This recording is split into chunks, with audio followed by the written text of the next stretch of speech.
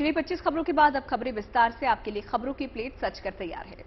तो चलिए शुरुआत करते हैं ट्रेंडिंग न्यूज के साथ।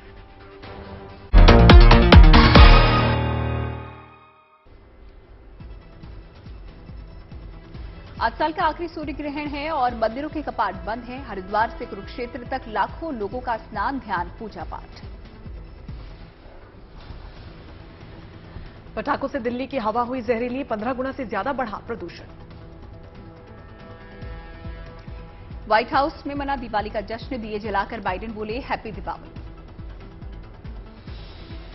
बंगाल समेत 7 राज्यों में सतरंग तूफान का असर, भारी बारिश की आशंका, राहत और बचाव एजेंसियां अलर्ट पर। ब्रिटेन में पहली बार भारतवंशी का राज, पीएम चुने गए ऋषि सुनक 28 को लेंगे शपथ।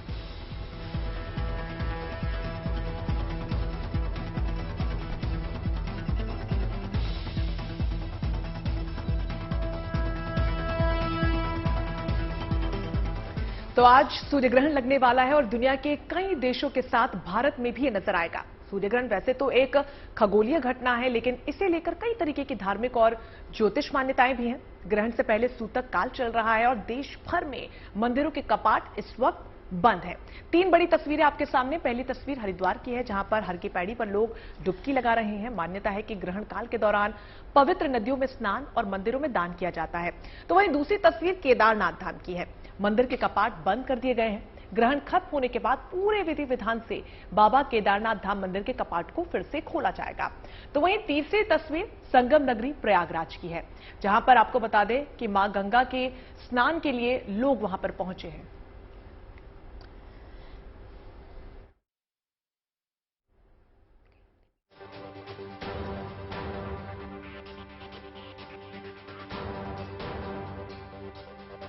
तो साल का आखिरी सूर्य ग्रहण आज लगने वाला है और 2:30 बजे से सूर्य ग्रहण लगेगा, जो कि भारत में भी आज नजर आएगा। और इसीलिए सूतक के जो तमाम नियम हैं वो आज सुबह 4:30 बजे से ही लागू हो गए हैं। और 3 तस्वीरें आपके सामने हैं क्योंकि सूर्य ग्रहण है और यही वजह कि हरिद्वार में और जितनी भी नदियां हैं, पावन नदियां, उसके आसपास जो लोगों का हुजूम है वो उमड़ता है डुबकी लगाने के लिए, आस्था की डुबकी के लिए ही। सूर्य ग्रहण के दिन हरिद्वार में भी यहां पर काफी भीड़ देखी गई। तो वहीं संगम नगरी में भी श्रद्धालुओं का तांता यहां पर लगा हुआ है। और केदारनाथ धाम की अगर बात की जाए तो आज यहां पर सूर्य ग्रहण के बाद कपाट खुलेंगे। फिलहाल कपाट बंद कर दिए गए हैं।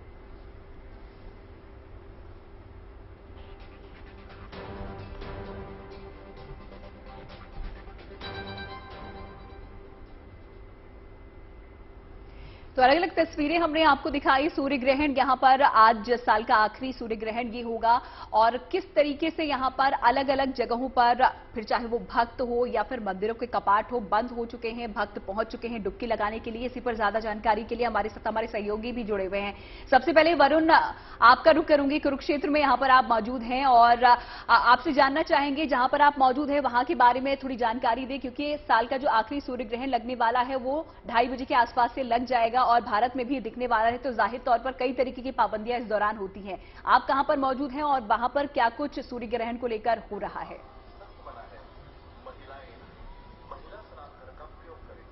देखिए, मैं पावन भूमि कुरुक्षेत्र में हूं और जिस जगह मैं खड़ा हूं उसे कहते हैं ब्रह्म सरोवर।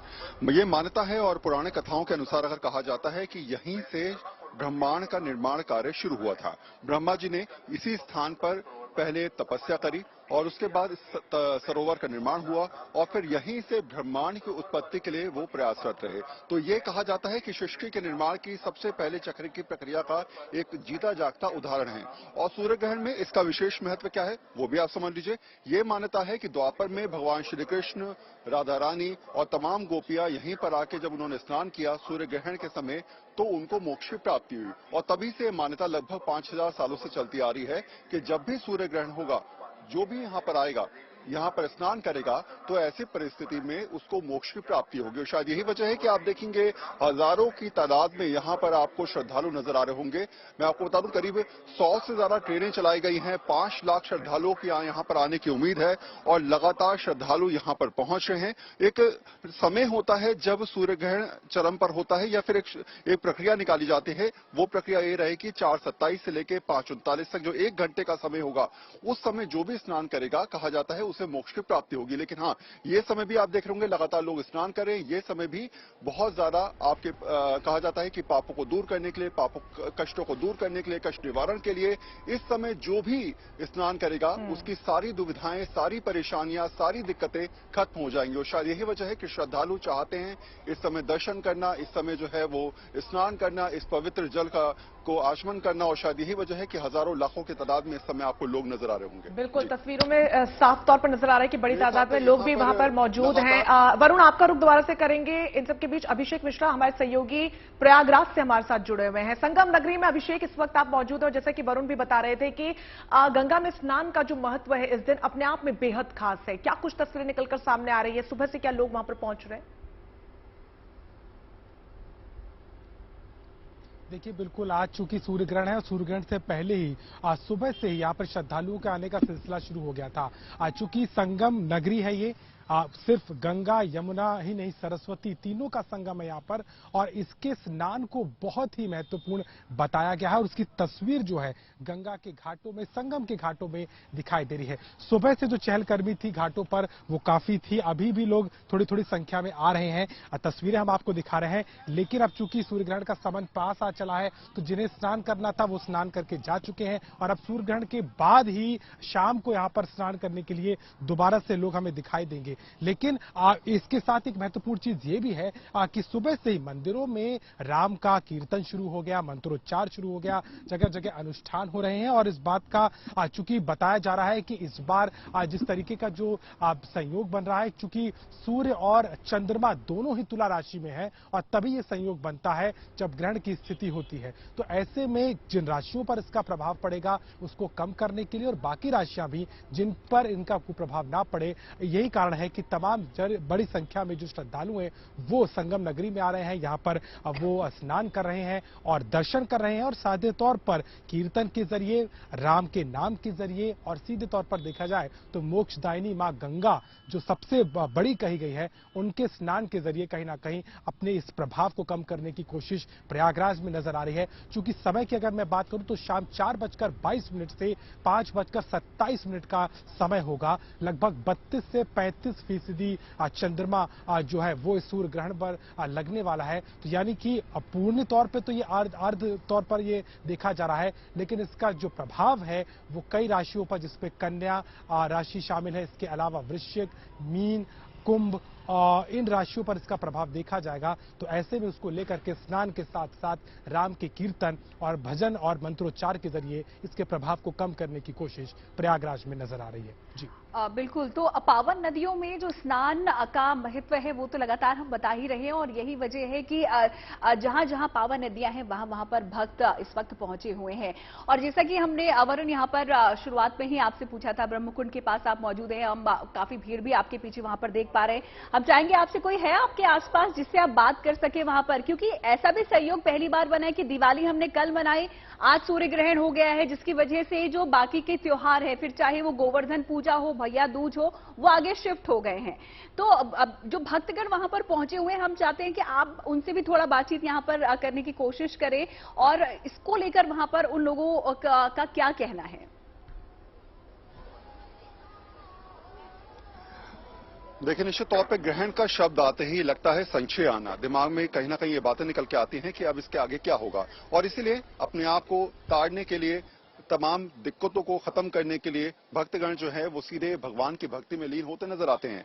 मेरे साथ यहाँ के महंत हैं और लगातार कई सारे साधु संत आपको यहाँ पर नजर आएंगे, क्योंकि इस समय ये एक ऐसा महत्व वाला स्थान है जहां पर हर कोई चाहता है कि जब इस दिक्कत की घड़ी में जो समय निकलता है तो ऐसे में कहीं ना कहीं प्रभु की भक्ति में लीन हुआ जाए। तो पहला सवाल मेरा आपसे ये है कि ये जो महत्व है, हम कहते हैं कि इस समय जिसने स्नान कर लिया उसे मोक्ष की प्राप्ति हुई, पुरानी कहानियां चलती आ रही हैं, द्वापर युग से कहानियां हैं, ये पूरा महत्व क्या है? और देख रहा हूँ हजारों की संख्या में यहाँ पर लोग हैं, क्या कहानी बताना चाहिए? ये जो ब्रह्म सरोवर है, ब्रह्म सरोवर को आदि सरोवर भी कहा गया है, क्योंकि जब ब्रह्मा जी ने सृष्टि की उत्पत्ति की थी उस समय यज्ञ किया था, और ये समंत पंचक नाम की ब्रह्मा की उत्तर वेदी है। इसका महाभारत में 5-5 योजन चारों तरफ विस्तार बताया गया है। तो चैत्र चतुर्दशी को इसकी परिक्रमा होती है, जो कि 8 कोस की परिक्रमा है।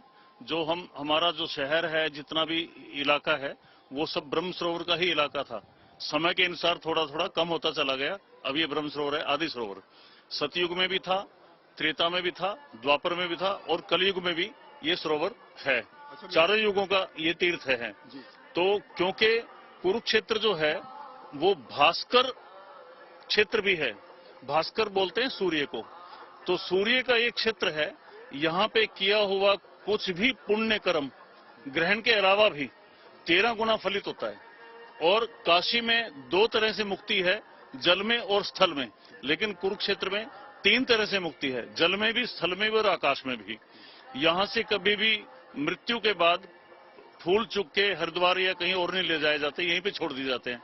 क्योंकि भगवान कृष्ण ने भी इसीलिए इसको युद्ध के लिए चुना था कि यहाँ जितने भी वीर गति को प्राप्त होंगे उन सबकी स्वतः ही मुक्ति हो जाएगी, इसलिए भगवान कृष्ण ने इस स्थान को चुना था। तो मोक्षदायिनी जगह है और शायद यही वजह है कि तमाम श्रद्धालु इस समय अपने आप को प्रभु के शरण में देते हुए नजर आ रहे हैं। एक बार मैं आपको विजुअल्स के माध्यम से दिखाऊंगा। आप देखेंगे तो आपको चारों तरफ यहाँ पर श्रद्धालु नजर आएंगे और दूर तक यहाँ पर आपको केवल श्रद्धालु इस समय इस उम्मीद के साथ नजर आ रहे हैं कि जब वो समय आएगा तब वो स्नान कर पाएं और लगातार स्नान का कार्यक्रम यहाँ पर चल रहा है। व्यवस्थाएं बहुत ज्यादा व्यापक तरीके से की गई है, लेकिन हाँ, ये जरूर है कि हर कोई चाहता है कि जब ऐसी परिस्थिति आती है, मैंने पहले भी कहा कि ग्रहण का शब्द आते ही ये लगता है कि अब क्या होगा।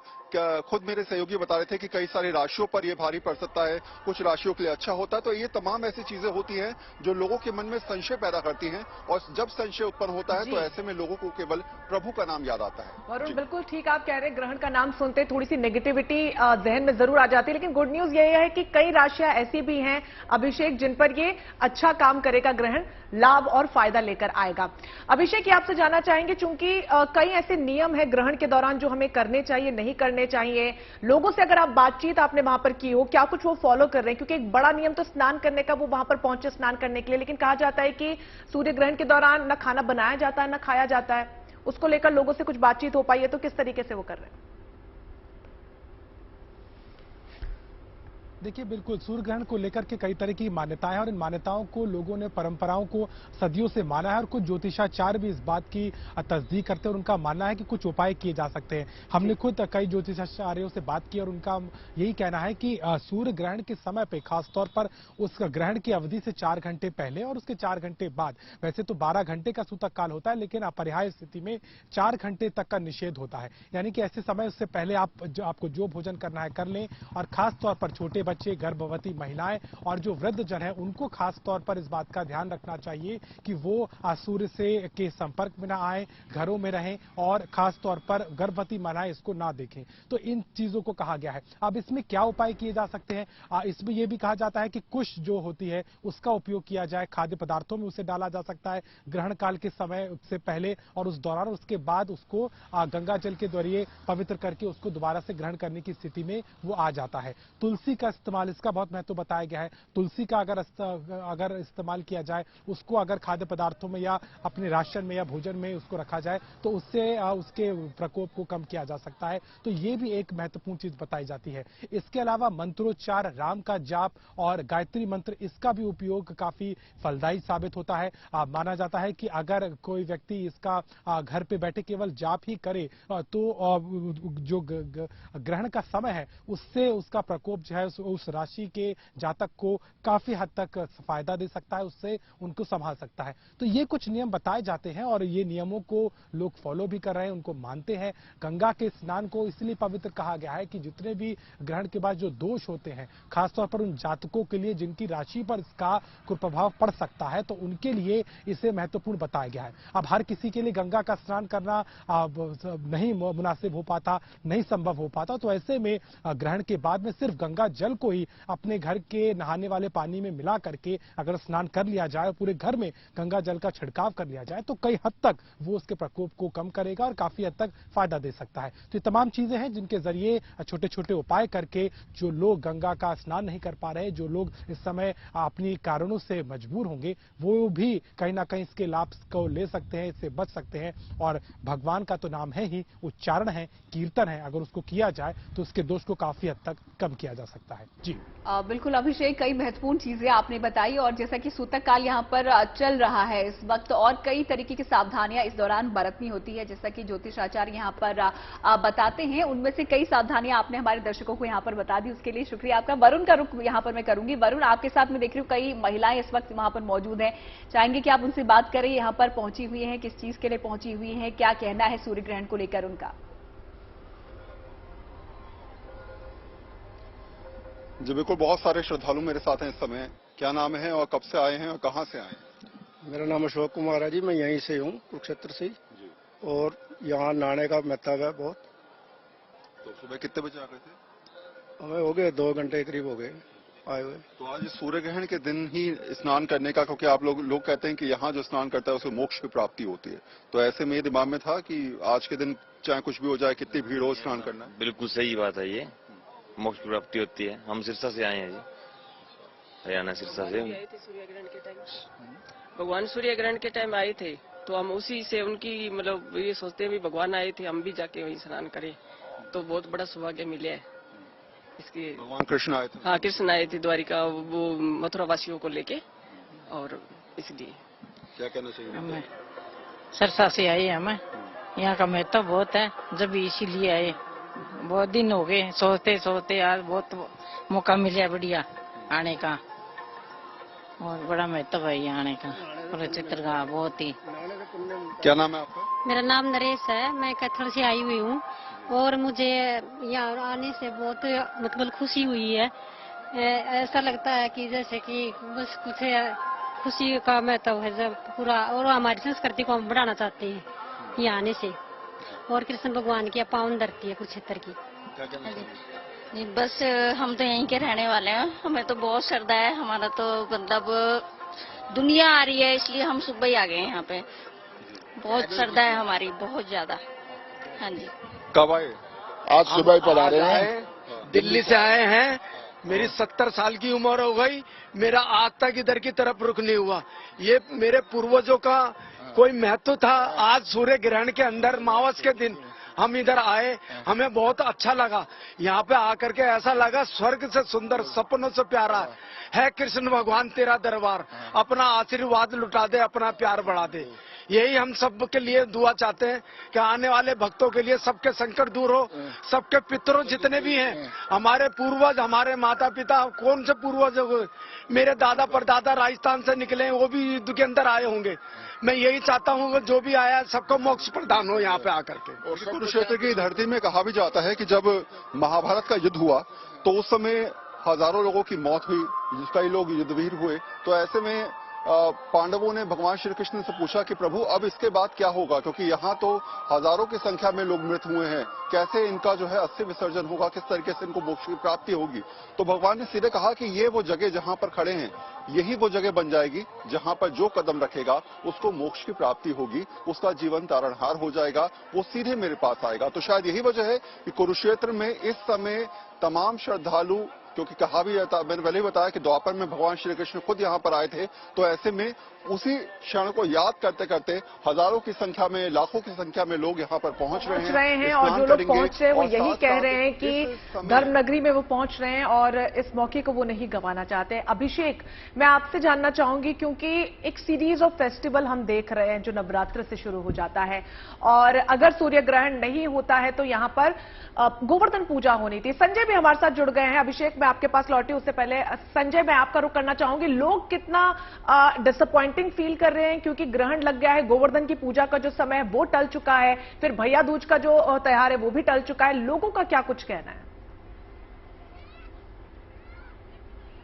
लोगों को जिनसे हमने बात की उनका ये कहना है कि ग्रहण लोगों के पुण्य बढ़ाने के लिए एक अवसर है, एक अद्भुत खगोलीय घटना है।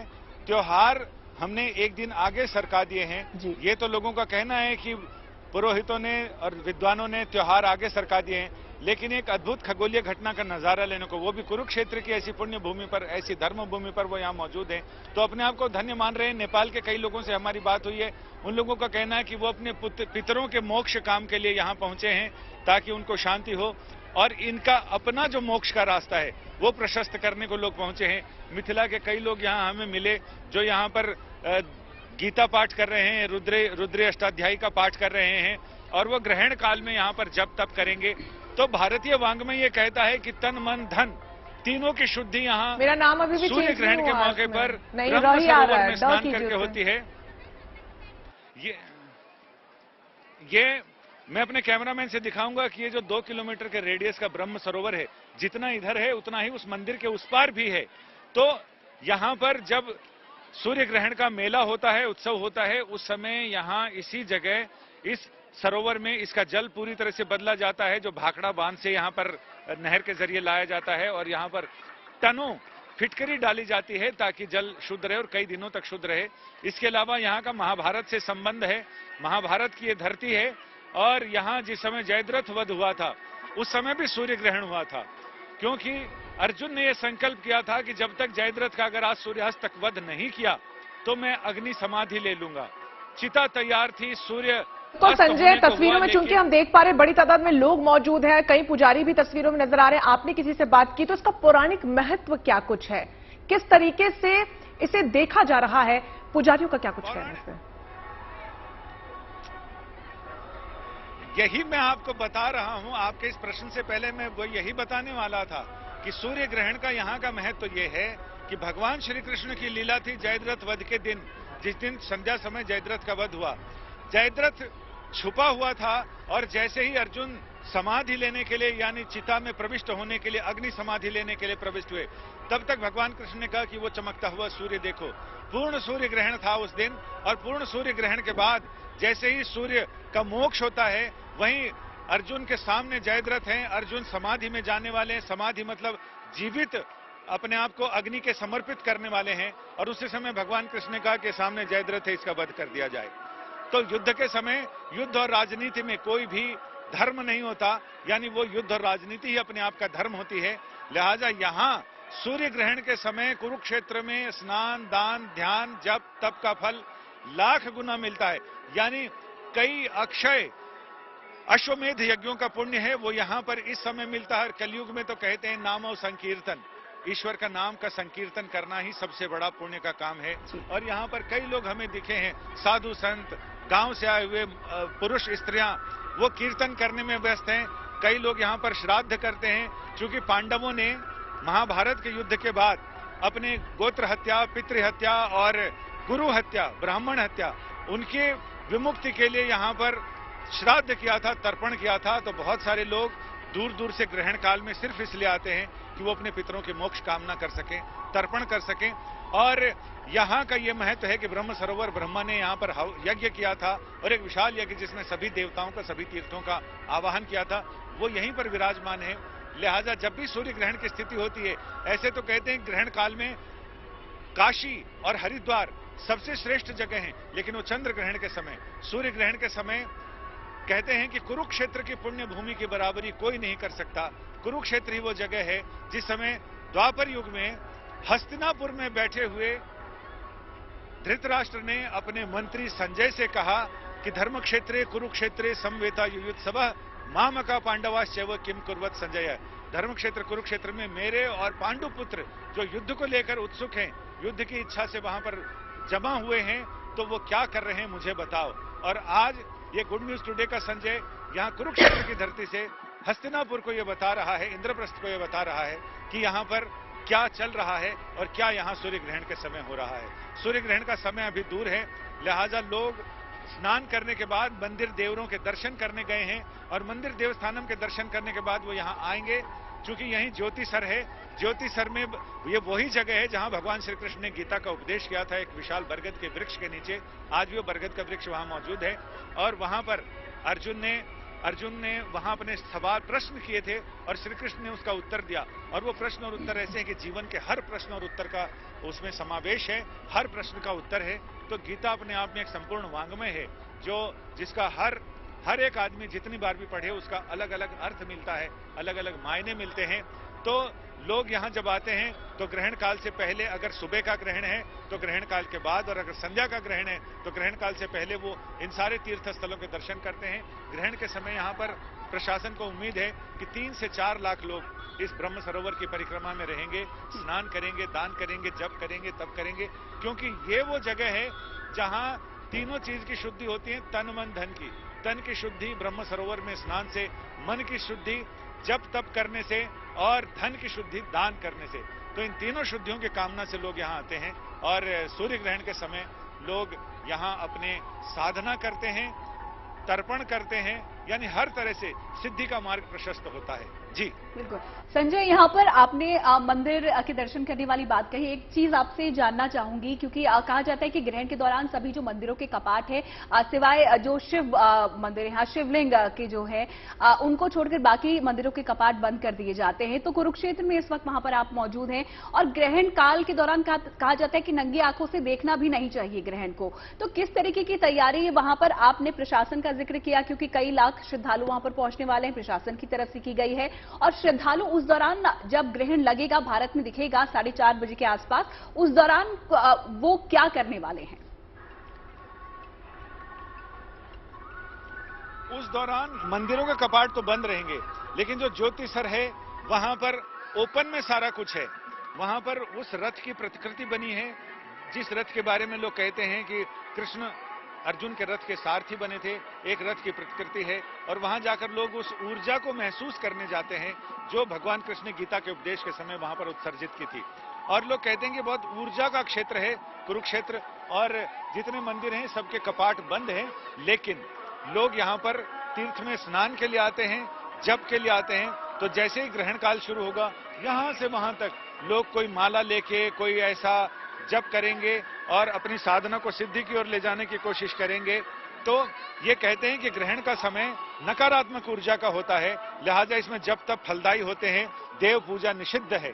तो जब तक ग्रहण के वेद लगते हैं, कई लोग इसे सूतक कहते हैं, लेकिन कई विद्वानों ने बताया कि सूतक मृतक के लगते हैं।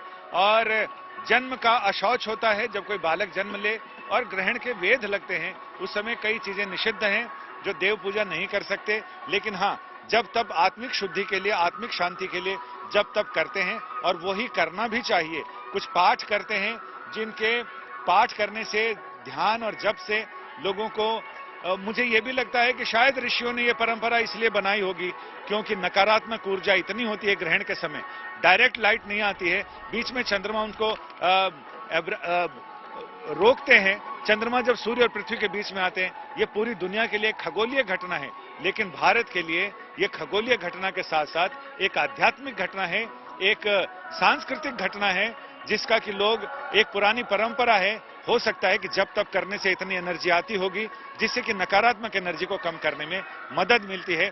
लिहाजा हमारे ऋषियों ने ये परंपरा ऐसी शुरू की कि लोग धर्म के, हमारे यहाँ सारी साइंस की बातें हैं, उसको धर्म के साथ जोड़कर बनाया गया ताकि लोगों को ये समझ में आए। और दूसरी रीति से ही सही, लेकिन जो ऋषि कराना चाहते हैं वो आम जनता आसानी से करे, धर्म के नाम पर, संस्कृति के नाम पर, परंपरा के नाम पर। जी बिल्कुल संजय, जिस तरीके से आपने बताया कि न सिर्फ भौगोलिक घटना बल्कि आध्यात्मिक घटना भी है, और आध्यात्मिक नगरी प्रयागराज में अभिषेक इस वक्त आप मौजूद हैं, और कहा यह जा रहा है कि नकारात्मक ऊर्जा से बचने के लिए बहुत कुछ लोग यहां पर कर रहे हैं। ये भी कहा जाता है कि सूर्य मंत्र का जाप किया जाए, गायत्री मंत्रों का जाप किया जाए, उसको लेकर क्या कुछ व्यवस्था वहां पर फिलहाल देखने को मिल रही है अभिषेक? देखिए, बिल्कुल जैसे कि संजय जी ने बताया है कि मंदिरों के कपाट बंद है और सब जगह ये बंद है। हमारी मौजूदगी भी संगम घाट पर है, और घाट के पास का जो नजारा है वो इस वक्त ऐसा है कि लोग जो है वो स्नान करके अब जा रहे हैं, और बाकी जो ज्यादातर लोग हैं वो शाम को अब आएंगे। और ठीक सामने अगर आप देखेंगे तो लेटे हनुमान जी का मंदिर है, और वहां के कपाट भी बंद है, जो शाम को जब खत्म हो जाएगा मोक्ष काल के बाद, जो कि सूर्यास्त से ही मोक्ष की प्राप्ति हो जाएगी सूर्य ग्रहण को, तो उसके बाद ही अब मंदिर के कपाट खोल पाएंगे। यानी कि ऐसे में केवल और केवल जो एकमात्र जरिया या एकमात्र साधन होगा वो उपासना का होगा। साधना, उपासना, ये जो चीजें हैं, इनके जरिए कहीं ना कहीं जो श्रद्धालु हैं और जो भक्त हैं वो इसके प्रकोप से बच सकते हैं। गायत्री मंत्र का उच्चारण किया जा सकता है, राम का उच्चारण किया जा सकता है, इसके अलावा महामृत्युंजय का जाप किया जा सकता है, और तमाम अलग अलग जिसकी जैसी मान्यता है, जो जिनके इष्ट आराध्य हैं उनको याद करते हुए कहीं ना कहीं ये जाप उनको पूरी तरीके से फलदायी साबित होगा। खुद ज्योतिषी भी मानते हैं, क्योंकि अलग अलग जातकों के लिए इस बार का जो सूर्यग्रहण है वो अलग अलग प्रभाव बदलाव लेकर के और जिन राशियों पर सीधे तौर पर उनका असर पड़ रहा है, जो ज्यादा प्रभावित करेंगी, उन्हें अपने अष्ट आराध्य देव का, उनके लग्न में जो विराजमान है उनका बार बार ध्यान स्मरण करना सीधे तौर पर उनको फलदायी साबित हो सकता है। और कुछ नहीं तो भगवान शंकर को माना गया है कालों के काल है, महाकाल है, तो उनका जाप और उनका स्मरण भी सीधे तौर पर काफी फलदायी साबित हो सकता है। तो ये एक ऐसा जरिया है, एक ऐसा तरीका है जिसके जरिए जो लोग घर बैठे हैं, जो अपने काम में अगर कोई व्यस्त है या ऐसी जगह पे है जहां पर वो कोई उपाय नहीं कर पा रहे, तो ये एक सीधा सा उपाय है जिसको करके, और सीधे तौर पर अगर देखा जाए तो सूर्य ग्रहण का निषेध ही सबसे बड़ा एक तरीका माना जाता है। यानी कि आप उसे नंगी आंखों से ना देखें, और अगर अपरिहार्य स्थिति में है, घर के बाहर है, घर नहीं जा सकते या अपने चार दीवारी में आप नहीं हो सकते, तो ऐसी स्थिति में काले चश्मे का प्रयोग करें,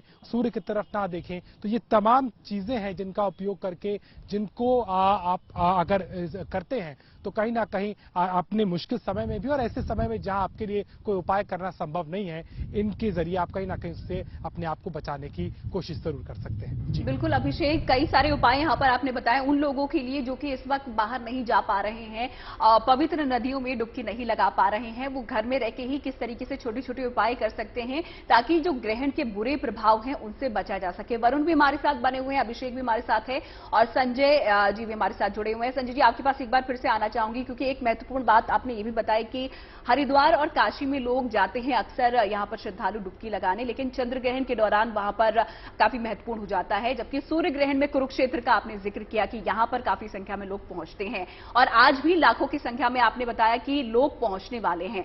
तो किस तरीके की व्यवस्था वहां पर की गई है इस दौरान प्रशासन की तरफ से कि मैनेज यहां पर ठीक तरीके से किया जा सके जब लोग यहां पर आस्था की डुबकी लगाने पहुंचे?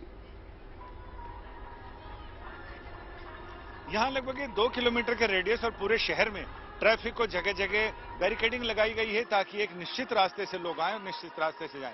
आने के रास्ते लंबे हैं, जाने के रास्ते शॉर्टकट हैं ताकि किसी भी तरह की स्थिति से, आपात स्थिति से निपटा जा सके। इसके अलावा कम से कम 12 ऐसे बूथ लगाए गए हैं यहाँ पर प्रशासन की तरफ से जिसमें लोग चिकित्सकीय सुविधा ले सकते हैं। वहां पर अगर किसी की तबीयत खराब हो जाए तो वहां, इसके अलावा चप्पे चप्पे पर पुलिस बल तैनात है, जल पुलिस यहाँ पर तैनात है और जल पुलिस की नौकाएं यहाँ पर लगातार गश्त कर रही हैं ताकि वो किसी, जैसे यहाँ ये पक्का सरोवर है तो इसमें ऐसी ये बैरिकेडिंग लगाई गई है ताकि इससे आगे लोग ना जाएं क्योंकि आगे सरोवर गहरा है, यहाँ तक तो बहुत गहराई नहीं है।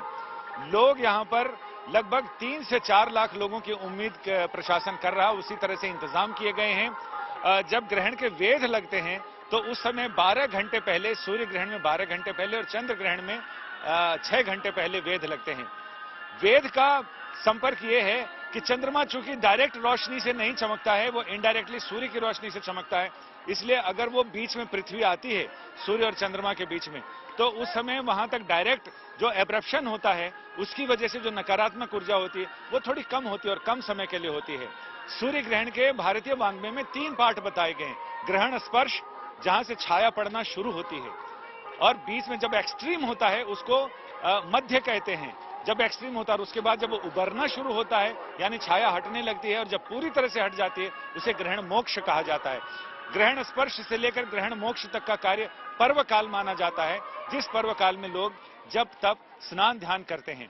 आपने पूछा कि जो लोग पवित्र नदियों में, पवित्र सरोवरों में नहीं जा सके, जो घर में हैं, वो क्या करें? उनके लिए ब्राह्मण ये उपाय बताते हैं, जो विद्वान लोग हैं वो ये उपाय बताते हैं कि वो अपने घर में जो भी जल का पात्र है उसमें वो गंगा जल डालें, और गंगा जल डालें। गंगा जल की स्थिति पारस पत्थर की तरह होती है, जिस भी लोहे में लग जाए उसको सोना बना देती है। गंगा जल थोड़ा सा भी स्पर्श करें, गंगा जल थोड़ा सा डालें तो वो गंगा जल की तरह ही, वो सारा रिएक्शन के साथ वो गंगा जल की तरह ही हो जाता है, और फिर उससे स्नान कर सकते हैं। स्नान के बाद ग्रहण मोक्ष हो, उसके बाद फिर उनको स्नान इसी विधि से करने की जरूरत है। इन 2 स्नानों के बीच का समय जो पर्व काल है उसमें वो अपने इष्ट देव के मंत्र का जाप कर सकते हैं, ध्यान कर सकते हैं, किसी भी तरह की साधना कर सकते हैं। तो ये सबसे उत्तम समय माना गया है किसी भी साधना का, किसी भी उपासना का, किसी भी जप का, किसी भी पाठ का, किसी भी तपस्या का।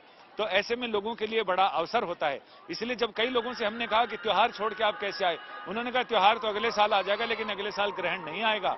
ग्रहण, सूर्य ग्रहण दिवाली के समय कब आएगा पता नहीं। नेपाल के लोग जो हमें मिले वो लोग ये कह रहे हैं कि वो तो इसीलिए विशेष तौर से इसीलिए नेपाल से यहाँ आए हैं ताकि वो ग्रहण काल में अपने पितरों की मोक्ष के लिए उपक्रम कर सकें।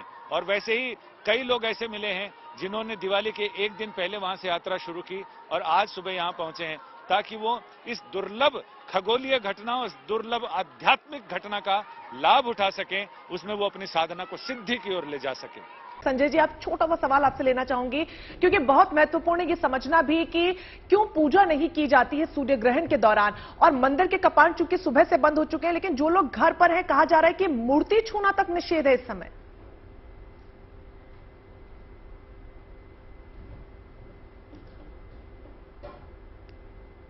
संजय जी, आवाज मिल रही है आपको? चलिए वरुण का हम रुख करेंगे, संजय जी का दोबारा से रुख करेंगे। वरुण, यही सवाल मैं आपसे लेना चाहूंगी क्योंकि आपने अभी थोड़ी देर पहले वहां पर मौजूद एक पुजारी से भी बात की। इसके पीछे का कारण क्या समझा जाए कि सुबह से कपाट तो बंद है तमाम बड़े मंदिरों के, लेकिन लोग जो घरों पर पूजा करते हैं उसे भी निषेध किया गया है, मूर्ति तक छूना निषेध माना गया है।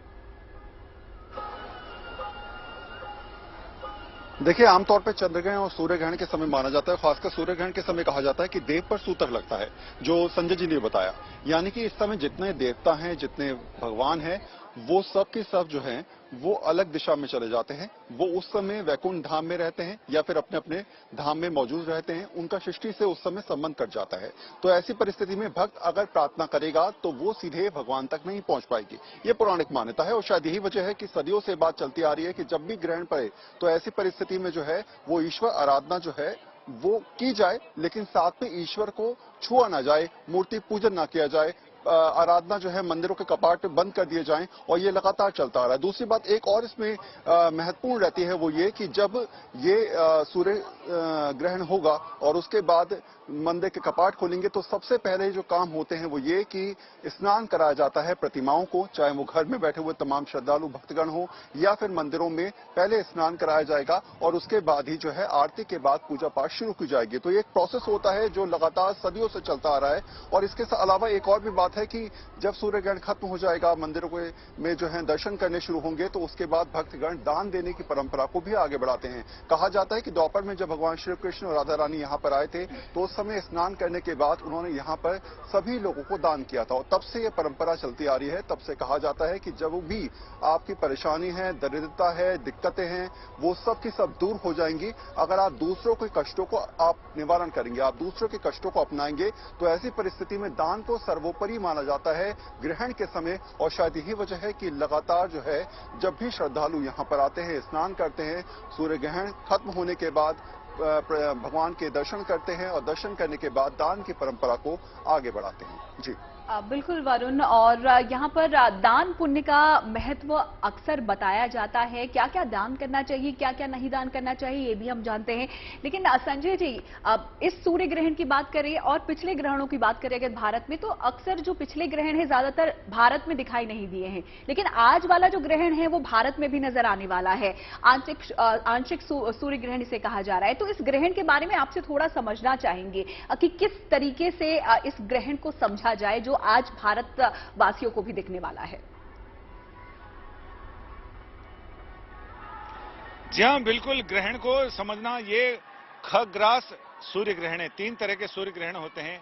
खग्रास यानी खंड ग्रास, जिसमें से कुछ हिस्सा जिस पर चंद्रमा की छाया पृथ्वी पर पड़ती है, और एक होता है पूर्ण सूर्य ग्रहण जिसमें फुल टोटल एक्लिप्स, और एक होता है वलय आकृति, कंकण आकृति का, जिसमें चंद्रमा अगर ज्यादा दूर है पृथ्वी से, चंद्रमा सूर्य के नजदीक और से ज्यादा दूर है तो चंद्रमा पूरा सूर्य को ढक नहीं सकता। लिहाजा जब वो दूर के इलाकों से आप देखेंगे तो सूर्य की एक कंगन जैसी आकृति, एक रिंग की तरह आकृति दिखाई पड़ती है और बीच में चंद्रमा पूरी तरह से उसको ढक के रखता है।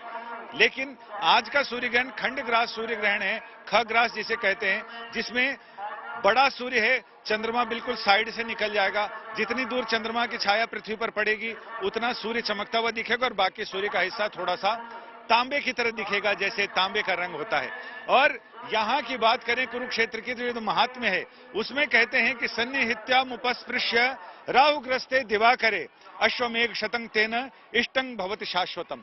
यानी सन्निहित सरोवर जो यहाँ मौजूद है, ब्रह्म सरोवर, सन्निहित सरोवर, ज्योतिसर, ये 3 बड़े सरोवर हैं यहाँ। ज्योतिसर वो जगह है जहाँ श्री कृष्ण ने गीता का उपदेश किया था। इसके अलावा सन्निहित सरोवर है जहाँ पांडवों ने पिंड दान किए और इसके बाद ये ब्रह्म सरोवर है जहां सबसे ज्यादा इसका आख्यान मिलता है, ये कहा जाता है। तो राहुग्रस्ते दिवाकरे यानी कुरुक्षेत्रम महापुण्यम राहुग्रस्ते दिवाकरे दिवावा या दिवारात्रौ शुक्ल तीर्थ महाफलम। ये ऐसा तीर्थ है, शुक्ल तीर्थ है, जहां पर दिन और रात कभी भी स्नान किया जाए और जिस समय सूर्य ग्रहण होते हैं, सूर्य ग्रहण के समय खास करके, इसलिए इसमें कहा राहुग्रस्ते दिवाकरे, सूर्य के ऊपर ग्रहण होता है उस समय यहाँ पर स्वर्ण दान, गोदान, छत्र दान, इन सब का ज्यादा महत्व है। अब चूंकि स्वर्ण इतना महंगा हो गया तो कौन दान करता है, तो ऐसे में अन्न दान का सबसे ज्यादा महत्व है, फल दान का महत्व है। लोग वही खिचड़ी का दान करते हैं, दाल और धान्य का दान करते हैं, धन और धान्य का दान आजकल चलता है, वही किया जाता है। लेकिन ग्रहण मोक्ष के बाद, जब तक ग्रहण मोक्ष होता है तब तक लोग सिर्फ और सिर्फ साधना करते हैं, अपनी तपस्या करते हैं, जप और तप करते हैं, ताकि आत्मा की शुद्धि हो, मन की शुद्धि हो। तन की शुद्धि के लिए स्नान करते हैं और धन की शुद्धि के लिए दान किया जाता है। यह ऐसी भारतीय वांग्मय में परंपरा है जो दुनिया में कहीं भी, चैरिटी तो अब जाकर शुरू हुई है, लेकिन विभिन्न अवसरों पर, विभिन्न पुण्य काल पर, विभिन्न पर्व काल पर ये जो दान की परंपरा है, ये भारत की अपनी सांस्कृतिक परंपरा है, सांस्कृतिक विरासत है। दान का मतलब बिना संकल्प किए आप कोई भी चीज किसी को देते हैं तो वो दान होता है, और संकल्प के साथ करते हैं तो वो श्रेष्ठ दान होता है, जिसमें संकल्प के साथ जैसे कन्यादान, विद्यादान, ये सारी चीजें। जो लोग ये कहते हैं कि वो दान नहीं लेते, उनको भी दो चीज का दान लेना पड़ता है, एक तो कन्यादान और एक विद्यादान। वो दान से छूट मिलती है। इसके अलावा कई लोग ऐसे हैं जो बाकी किसी तरह का कोई दान, कोई सहायता, कोई मदद नहीं लेते हैं। बिल्कुल संजय जी, ग्रहण के दौरान क्या कुछ करना चाहिए, उससे पहले क्या कुछ करना चाहिए, उसके विस्तार से आपने जानकारी दी, लेकिन एक पर्सनल क्यूरियोसिटी मेरी ये जानने की है कि ग्रहण के बाद क्या कुछ करना चाहिए, क्योंकि तमाम ज्योतिषाचार्य कहते हैं कि स्नान करना चाहिए, हो सके तो घर की पूरी धुलाई कर देनी चाहिए, देवी देवताओं की जो प्रतिमा है उनको यहां पर स्नान करवाना चाहिए, उसका क्या कुछ महत्व है? हाँ, ये मानते हैं कि ग्रहण के बाद करने योग्य, ग्रहण के पहले करने योग्य चीजें ये हैं जो भारतीय वांग्मय कहता है, भारतीय मनीषा कहती है, भारतीय ज्ञान कहता है, भारतीय परंपरा कहती है कि ग्रहण से पहले जब वेद काल शुरू होते हैं उससे पहले भोजन एक तो रखना नहीं चाहिए, और ऐसा भोजन है जिसको आप फेंक नहीं सकते, तो उसमें तुलसी या कुशा वो डालनी चाहिए। तुलसी और कुशा में ये गुण है जो अल्ट्रावायलेट की तरह काम करते हैं, और वो नकारात्मक जो ऊर्जा है उसको वो अपने पास फटकने नहीं देते, एक सुरक्षा चक्र बना देते हैं। तुलसी के पत्तों में पारा भी होता है और कुशा में भी वो गुण होता है। लिहाजा तुलसी के भारतीय परंपरा में ये भी है कि देश काल और परिस्थिति के मुताबिक चीजें बदलती हैं, सोच बदलती है। एनडीआरएफ की टीम यहाँ लगी हुई है, जब तक मैं और बातें बताऊं तब तक एनडीआरएफ की कई टीमें लगी हैं जो सरोवर में कोई लोग अगर यहाँ से ये बैरिकेडिंग क्रॉस करते हैं और गहरे पानी में चले जाएं और उनके लिए मुश्किल हो जाए तो उनको बचाने के लिए है। उसके पहले कुशा डालते हैं या तुलसी का दल डालते हैं जिससे कि चीजें सही होती हैं। अब ये देखिए, मक्खी एक ही है, लेकिन जो भारतीय परंपरा है उसमें यह है परिस्थिति के अनुसार कैसे आदमी की सोच बदलती है। अगर दूध में गिर जाए तो दूध फेंक देते हैं, और अगर घी में गिर जाए तो मक्खी उठा के फेंक देते हैं, घी कोई नहीं फेंकता। तो ऐसे में बहुत सारी चीजें ऐसी होती है जो फेंकी नहीं जा सकती हैं। अचार है, बाकी और अन्य चीजें हैं जिनको फेंका नहीं जा सकता। अब घी है तो ग्रहण के बाद घी तो फेंका नहीं जा सकता। जो चीजें कच्ची हैं, पकी नहीं है, उनमें कुशा या तुलसी डालने का महत्व है और वो डालना चाहिए। उससे जो नेगेटिव एनर्जी है, जो नेगेटिव पावर है, वो सारी चीजें, या जो ये कहते हैं कि जो रेडियो एक्टिव तरंगे उत्पन्न होती हैं ग्रहण के समय, वो रेडियो एक्टिव तरंगे वहां तक नहीं पहुंच पाती हैं, एक सुरक्षा का घेरा बनता है। ग्रहण काल के बाद जब ग्रहण मोक्ष हो जाता है उसके बाद देवालयों में प्रतिमाओं को उनका अभिषेक किया जाता है, घरों की धुलाई सफाई लोग करते हैं, और फिर स्नान करने के बाद फिर भगवान की सेवा पूजा आरती वंदना करते हैं, भोग लगाते हैं, खाना बनता है, फिर वो सारी चीजें जो कुशा उसमें डाली जाती है वो निकाली जाती है, और उसके बाद फिर आदमी शुद्ध होकर फिर अपने सारे दैनंदिन के कामों में लगता है। तो जो नेगेटिव एनर्जी, रेडियो एक्टिव, अब तो वैज्ञानिक भी कहते हैं कि जब ग्रहण होता है उस समय रेडियो एक्टिव वेव्स बहुत पूरी उत्कर्ष पर रहती हैं, लिहाजा उस समय आदमी को ग्रहण के समय सूर्य को डायरेक्ट देखने से बचना चाहिए और ग्रहण में अगर बाहर ना निकले तो बहुत अच्छा है। इसीलिए ऋषियों ने यह परंपरा रखी, देवालयों के पट बंद कर दिए जाते हैं, पर्दे लगा दिए जाते हैं और अंदर ही बैठकर लोग जब तब दान धर्म करते हैं। लेकिन यहाँ चूंकि बड़े तीर्थ में जाते हैं, तीर्थों का अपना ऊर्जा क्षेत्र होता है, तीर्थों की अपनी पॉजिटिव एनर्जी होती है, तो वहां पर जो नेगेटिव रेडियो एक्टिव रेज हैं वो बहुत ज्यादा काम नहीं कर पाती हैं। इसलिए लोग नदियों के पानी में जाकर स्नान करते हैं, गीले बदन वो जब तब करते हैं और मोक्ष के बाद फिर से एक बार स्नान करते हैं। स्नान करने के बाद वो अपने दैनंदिन के कामों में लगते हैं। तो ये भारतीय परंपरा अलग है। पश्चिमी दुनिया उनको ग्रहण सिर्फ एक खगोलीय घटना मानती है, लेकिन भारतीय वांग में भारत की जो संस्कृति है वो इसे खगोलीय घटना के अलावा एक आध्यात्मिक घटना, एक बहुत ही सांस्कृतिक उसकी एक परंपरा रही है, उस परंपरा को फॉलो करते हैं। लिहाजा ऐसे में दान, स्नान और जप तप ज्ञान, इन तीनों चीजों का महत्व अलग अलग है और उन सबको फॉलो किया जाता है। बिल्कुल, दान, स्नान और जप तप का जो महत्व है वो संजय जी ने हमें यहाँ पर बताया, क्योंकि सूर्य ग्रहण की हम बात कर रहे हैं। सूर्य ग्रहण आज लगने वाला है कुछ ही देर बाद। हम आपको बता दें कि सूर्य ग्रहण का सूतक काल चल रहा है और सूतक काल में किन किन बातों का खास ख्याल रखना चाहिए, ज्यादा जानकारी दे रहे हैं पंडित शैलेंद्र पंडित। देखिए, जब ग्रहण लगता है और सूतक शुरू हो जाता है ग्रहण काल के 12 घंटे पहले से, तो जो मंदिर है वहां के कपाट बंद हो जाते हैं, मंदिरों में पूजा पाठ बंद हो जाती है। जब ग्रहण समाप्त होता है तो मंदिर की धुलाई होती है, देवी देवताओं के वस्त्र बदले जाते हैं, उसके बाद फिर पूजा पाठ का कार्यक्रम शुरू होता है।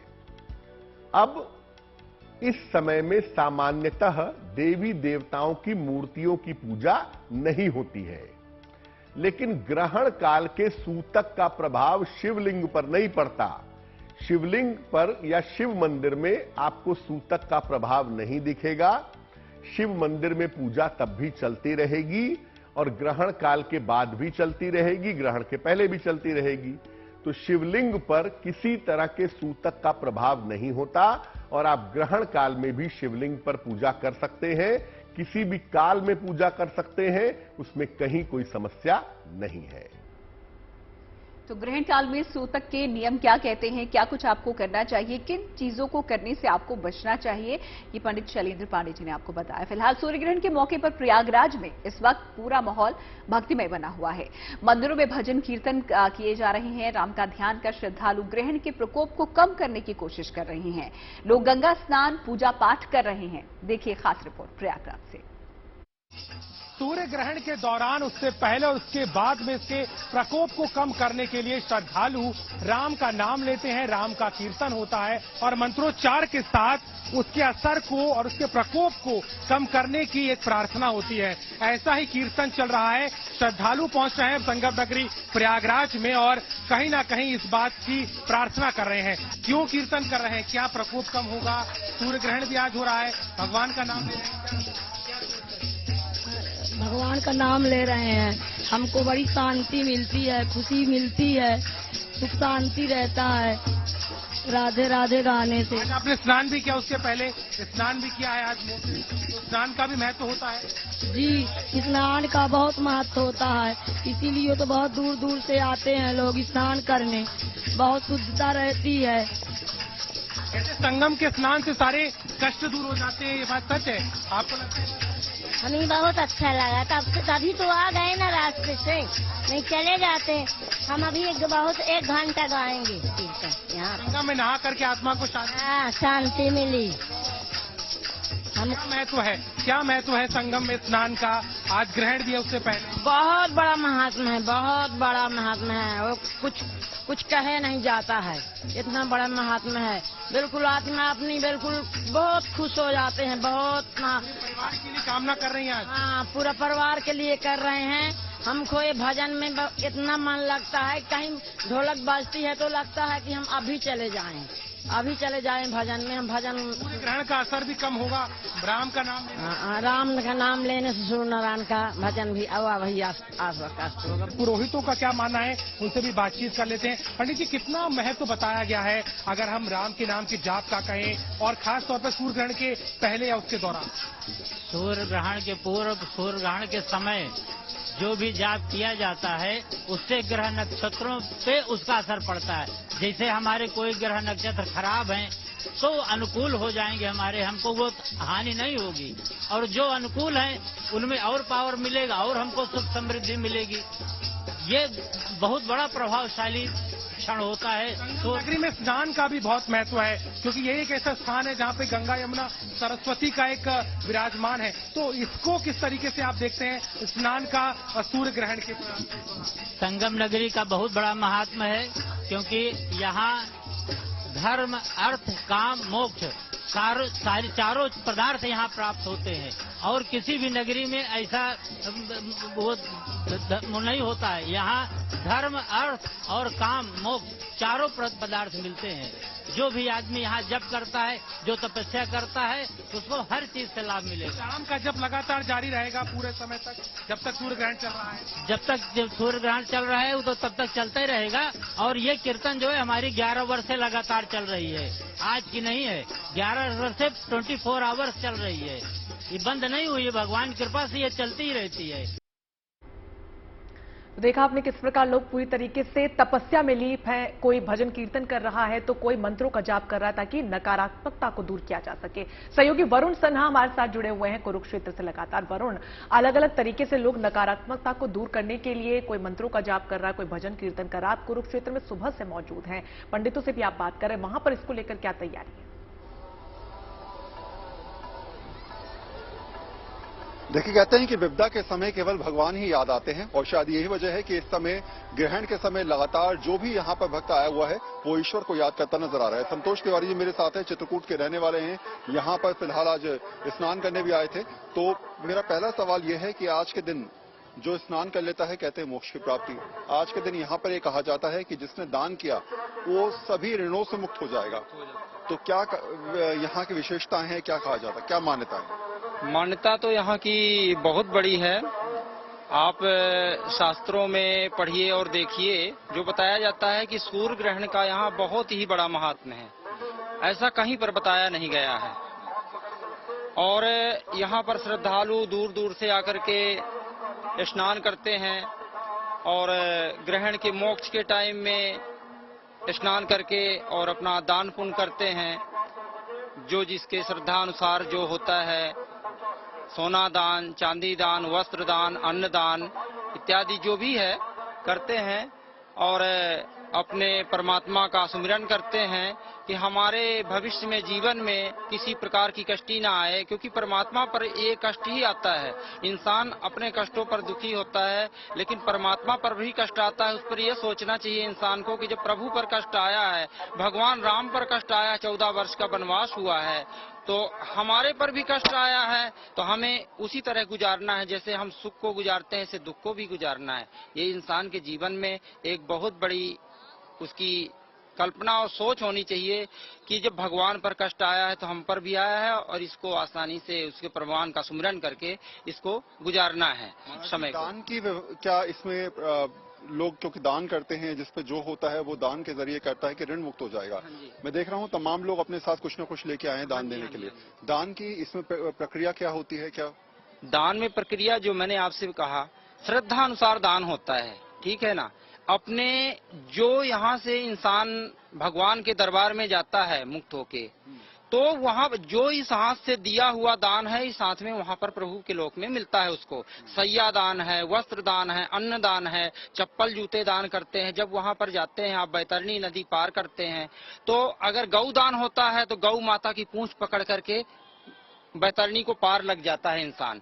और जो नहीं देता है वो ऐसे कीड़े मकोड़े खाते हुए इस बैतरणी नदी में किसी तरह से भगवान के उस धाम को जाता है ना। इसलिए होता है दान का कि जिसने कोई भी दान किया है, सैया दान किया है, उसको अच्छा वहाँ पर सैया आसन मिलेगा, बेड मिलेगा, बिस्तर मिलेगा, प्रभु उसको बैठाएंगे, अच्छा कर्म करेगा, अच्छा कर्म के अनुसार उसको वहाँ फल देंगे, अच्छा आसन देंगे।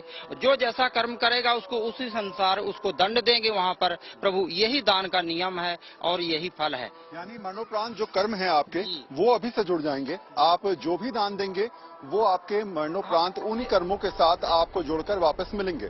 यही मान्यता है और यही मान्यता के अनुसार लगातार दान का कर्म यहाँ पर चलता हुआ दिखता भी है। बिल्कुल वरुण, आप हमारे साथ बने रहिए। फिलहाल देश भर के पवित्र नदियों की अगर बात की जाए तो सूर्य ग्रहण के मौके पर लोग आस्था की डुबकी लगा रहे हैं। प्रयागराज में भी सुबह से ही बड़ी संख्या में श्रद्धालु गंगा में स्नान के लिए आ रहे हैं और पूरा माहौल इस वक्त भक्तिमय हुआ है।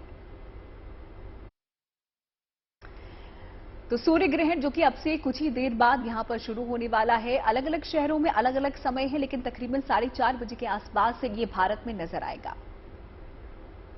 साल के दूसरे और महत्वपूर्ण आखिरी ग्रहण के पहले संगम नगरी प्रयागराज में स्नान का सिलसिला शुरू हो चुका है और ये तस्वीर संगम के घाट पर दिखाई देती है। मां गंगा, यमुना और सरस्वती का मेल है इस नगरी में और संगम में तो स्नान की अलग ही महत्वता को समझा जा सकता है, क्योंकि यहाँ पर खुद गंगा, जमुना, सरस्वती तीनों का संगम कहा गया है। चाहे माघ का स्नान हो, चाहे कार्तिक अमावस्या पर जो स्नान हो रहा है और इसके साथ ही साथ मकर संक्रांत पर भी स्नान की महत्वता है। लेकिन सूर्य ग्रहण के लिहाज से, क्योंकि प्रयागराज में आज शाम को 4:40 से 5:27 तक ये ग्रहण लगेगा और ये आंशिक ग्रहण माना जा रहा है, जिसमें लगभग 32 से 35% तक सूर्य पर ग्रहण होगा। तो ऐसे में जिन जिन राशियों पर इसका प्रभाव पड़ सकता है उससे निवारण के लिए मां गंगा और संगम का स्नान सर्वोपरि माना गया और उसकी तस्वीर इस घाट पर साफ तौर पर देखी जा सकती है। अगर देखा जाए तो ज्योतिष के अनुरूप इसकी क्या प्रासंगिकता होगी, जानने के लिए हमारे साथ में आचार्य त्रिपाठी जी जुड़ रहे हैं, उनसे बातचीत करेंगे। ये बताइए कि इस ग्रहण का क्या महत्व हम समझे, क्योंकि इस बार ग्रहण जो अमावस्या के मौके पर पड़ रहा है, तो इसको किस तरीके से देखा जा सकता है, क्या इसमें कितना महत्वपूर्ण है और कैसे इसका? ये जो ग्रहण पड़ रहा है ये कई राशियों के लिए बहुत ही महत्वपूर्ण है और कुछ राशियों के लिए बहुत ही हानिकारक है। इसमें मेष है, कर्क राशि है, कन्या है और वृश्चिक है और कुंभ, और उसके साथ ही साथ मीन राशि वालों को भी विशेष जो है हानिकारक यह पड़ रहा है कुंभ। इसके साथ ही ये भी देखा गया है कि कुछ राशि ऐसी है जिस पर बहुत ही लाभप्रद है। तो जिन लोगों के लिए बहुत लाभप्रद है उन राशि वालों के लिए तो सूर्य ग्रहण अगर किसी अपने कागज के साथ या उसमें कहीं परछाई के रूप में अगर देखते हैं तो वह शुभप्रद माना गया है। अच्छा, एक इसमें उपाय क्या हो सकता है, क्योंकि जो घर बैठे लोग हैं जो घर पे रहेंगे, क्योंकि माना जाता है सूर्य ग्रहण में बाहर ना निकला जाए, खाने का भी निषेध हो जाता है, तो क्या नियम है और इससे कैसे बचा जा सकता है? देखिए, सूर्य ग्रहण के दरमियान यह निश्चित है कि खाना पीना आदि लोग नहीं किया करते हैं। तो अधिकांश लोग यह देख रहे हैं कि जो कार्य जिस समय सूर्य ग्रहण हो रहा होता है तो उस वक्त तो बिल्कुल ही नहीं खाना चाहिए, और खास करके गर्भवती जो महिलाएं हैं उनको बिल्कुल सूर्य ग्रहण के समय नहीं खाना चाहिए। और उसके पूर्व 12 घंटे पूर्व कुछ लोग व्रत किया करते हैं, तो 12 घंटे पूर्व का जो व्रत करते हैं उससे भी शुभ फल प्राप्त होता है। तो प्रमुखतः बाल, वृद्ध एवं रोगी ये 3 लोगों को विशेष रूप से छूट दी गई है, बाकी सब लोगों को कुछ अन्य खान पान कर लेना चाहिए। अच्छा, अगर शास्त्रों के अनुसार देखें या ज्योतिष में जो वर्णन मिलता है, इसको बचने का क्या कोई उपाय है या किस तरीके के उपाय घरेलू तौर पे किया जाता है? कुछ लोग कुश का इस्तेमाल करते हैं, क्या कुछ चीजें हैं जो इसका एक निदान के तौर पे देखी जाती है? अधिकांशतः लोग जो है अपने खान पान के स्थान पर तुलसी का पत्र रख देते हैं, कहीं पर कुसा रख देते हैं, कहीं पर गाय की कंडी आदि भी रख दिया करते हैं। तो देखा जाए तो हमारे खान पान पर इस ग्रहण का प्रभाव न पड़े, जिसके कारण से लोग इस प्रकार का उपयोग किया करते हैं। कैसा ये अब इस बार का सूर्य ग्रहण पड़ रहा है, कितने सालों बाद है, और कार्तिक अमावस्या के मौके पर जो कि दिवाली का दूसरा दिन ही है और अभी भी जो तिथि है वो चल रही है, तो उस नक्षत्र के हिसाब से देखिए तो क्या समीकरण दिख रहा है? देखिए, अभी वर्तमान में देखा जाए तो सूर्य अभी तुला राशि में विराजमान है, क्योंकि चंद्रमा का भी तुला राशि पे आना ही ग्रहण का कारक माना जाता है। तो इस कारण से प्रयाग जो क्षेत्र है, इस प्रयाग क्षेत्र में ग्रीनविच मीन टाइम का जो मध्य क्षेत्र माना गया है वो प्रयाग से ही माना गया है। तो ग्रीनविच मीन टाइम को देखते हुए प्रयाग क्षेत्र की गरिमा बहुत अधिक मानी गई है। इसमें नक्षत्रों का प्रभाव बहुत अधिक होता है और जिसके कारण से इसका प्रभाव बहुत अच्छे पुण्य के रूप में देखा गया। तो तमाम उपाय और नियम हम आपको बता रहे हैं, क्योंकि सूर्य ग्रहण का जितना धार्मिक महत्व है उतना पौराणिक महत्व भी है और उतना ही वैज्ञानिक महत्व भी है। सूर्य ग्रहण को कैसे देखना है, क्या कुछ सावधानियां बरतनी है, इस बारे में बता रहे हैं astronomy, space and earth science के डायरेक्टर डॉक्टर देवी प्रसाद दुआरी। दीपावली के दौरान सूर्य ग्रहण, जी हां, इस बार दीपावली के दौरान सूर्य ग्रहण हो रहा है, लेकिन उसका क्या प्रभाव पड़ेगा, कहां प्रभाव पड़ेगा, किस समय पर प्रभाव पड़ेगा, कितना प्रभाव पड़ेगा, ये सब जानने के लिए हम आ पहुंचे हैं डॉक्टर देवी प्रसाद दुआरी के पास, जो इस वक्त डायरेक्टर हैं एस्ट्रोनॉमी, स्पेस और अर्थ साइंस के जो इंस्टीट्यूट है, उनसे बात करते हैं। सर, ये जो ग्रहण आ रहा है इस बार, इसका थोड़ा समय बताइए, इसका प्रभाव कहां कैसे दिखेगा, इसके बारे में हमें थोड़ा बताइए। आपने जैसा बताया, एक आंशिक सूर्य ग्रहण होगा, खंडग्रास ग्रहण जिसको बोलते हैं, लेकिन भारतवर्ष से, हमारा भारत से उतना ज्यादा उसका दिखाई नहीं देगा, क्योंकि ये जो ग्रहण जब शुरू होगा वो सूर्यास्त के एकदम लगभग आसपास है, तो इसीलिए ज्यादा से आदमी जो इंडिया से जिसका इंटरेस्ट है ये देख नहीं पाएंगे। और आंशिक ग्रहण विभिन्न जो जगह होता है, विभिन्न जो शहर है, उस विभिन्न जगह से विभिन्न आकृति का ये ग्रहण हमको देख पाएगा। अब कलकत्ता के बारे में पूछे तो कलकत्ता में 4:52 में शुरू होगा ये ग्रहण, लेकिन उस टाइम एकदम पश्चिम जो दिगंत जो हराइजन है उससे बहुत नजदीक रहेगा। शाम को 4:52 शाम को 4:52 पे, और उस दिन शाम को 5:03 में सूर्यास्त हो जाएगा कलकत्ता में। तो देखने के लिए सिर्फ 7-8 मिनट ही रहेगा, और एकदम छोटा सा ये सूर्य का जो पूरा जो डिस्क है उसका एकदम छोटा सा हिस्सा वो कवर करेगा मैक्सिमम जो होगा। लेकिन अब उत्तर भारत में जाएंगे या पश्चिम के तरफ जाएंगे, उसमें उससे थोड़ा ज्यादा दिखने मिलेगा। सबसे अच्छा तो श्रीनगर होगा। श्रीनगर में ये शुरू होगा 4:15 बजे के लगभग, लेकिन उधर 50% सूर्य का जो डिस्क है वो कवर होगा। दिल्ली में भी ये थोड़ा 4:30 के आसपास ये शुरू होगा। आपको ये मानना पड़ेगा कि सूर्य ग्रहण होता है जिस दिन अमावस्या, और दिवाली तो अमावस्या का दिन ही है, तो इसीलिए दिवाली का टाइम ही हो रहा है। लेकिन दिवाली में होने से इसका कोई स्पेशल असर ऐसा पड़ेगा, ऐसा चिंता करने का कोई बात नहीं है, क्योंकि ग्रहण एक प्राकृतिक घटना है। प्राकृतिक घटना हमारे ऊपर, अलग अलग व्यक्ति के ऊपर अलग अलग से प्रभाव नहीं होते हैं। यही बात मैं पूछना चाह रहा हूँ। बहुत लोगों की मान्यता है कि कोई शुभ काम नहीं करना चाहिए, कुछ नहीं करना, लेकिन इसकी वैज्ञानिक व्याख्या क्या है? नहीं, वैज्ञानिक व्याख्या बताइए तो बहुत सारे एक्सपेरिमेंट पास्ट में, अतीत में किया गया है। ये सूर्य ग्रहण का टाइम, हाँ, रोशनी थोड़ा कम हो जाता है, पूर्णग्रास सूर्य ग्रहण में थोड़ा तापमात्रा भी कम हो जाता है, लेकिन उसके अलावा पृथ्वी का ऊपर ऐसा कोई असर नहीं पड़ता है। तो सूर्य ग्रहण का वैज्ञानिक महत्व क्या है, ये भी आपको हमने समझा लिया, और लगातार सूर्य ग्रहण के बारे में आपको जानकारी हम दे ही रहे थे इस खास कार्यक्रम में, और अलग अलग तस्वीरें भी आपको दिखा रहे थे कि किस तरीके से जो तमाम श्रद्धालु हैं वो इस वक्त पावन नदियों में डुबकी लगाने के लिए पहुंचे हुए हैं। इस दौरान हमारे सहयोगी वरुण सिन्हा हमारे साथ जुड़े, उनका बहुत बहुत शुक्रिया हमारे साथ जुड़ने के लिए। फिलहाल हमें आप दीजिए इजाजत, लेकिन अच्छी खबरों के लिए देखते रहिए गुड न्यूज टुडे।